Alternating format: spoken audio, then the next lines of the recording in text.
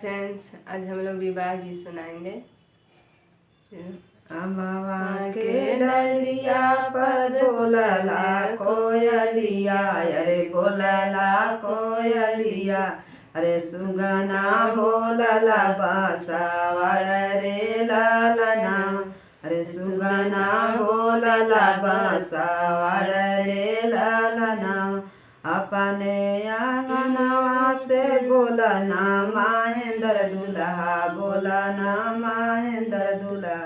जल्दी सजावा पापा दल बारियतिया, अरे दल बारियतिया, अरे ब्याहन जाए के बड़ा दूर रे लालना, अरे ब्याहन जाए के बड़ा दूर रे लालना।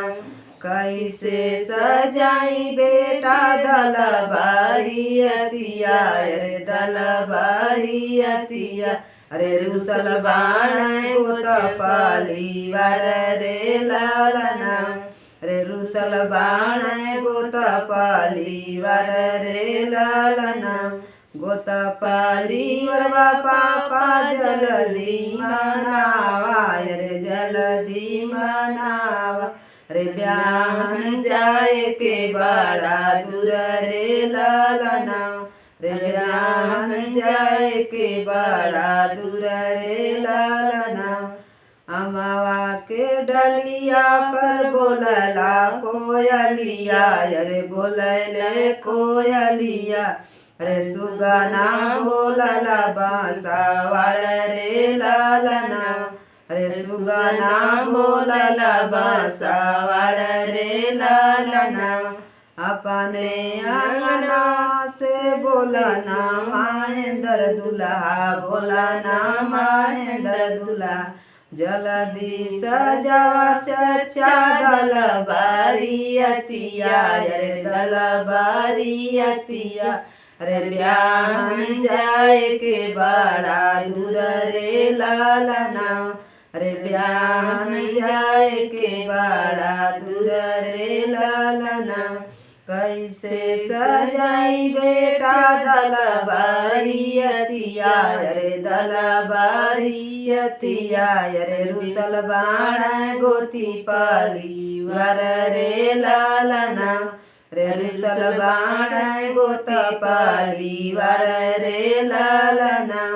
गोत पालीवरवा चचा जल्दी मनावा, अरे जल्दी मनावा, अरे ब्याहन जाए के बड़ा दूर रे लालना, अरे ब्याहन जाए के बड़ा दूर रे लालना।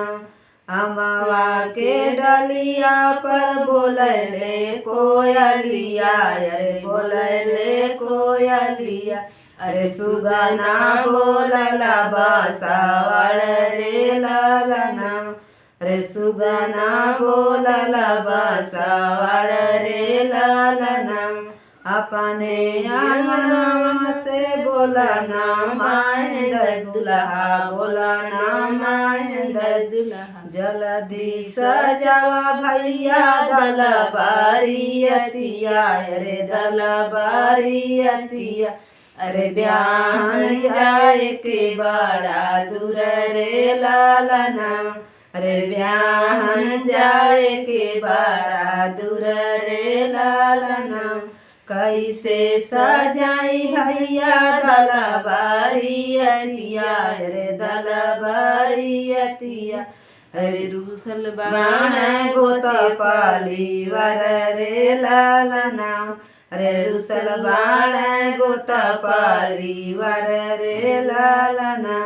गोत पालीवरवा भैया जल्दी मनाउता, अरे जल्दी मनाउता, अरे ब्याहन जाए के बड़ा दूर रे लालना, अरे ब्याहन जाए के बड़ा दूर रे लालना।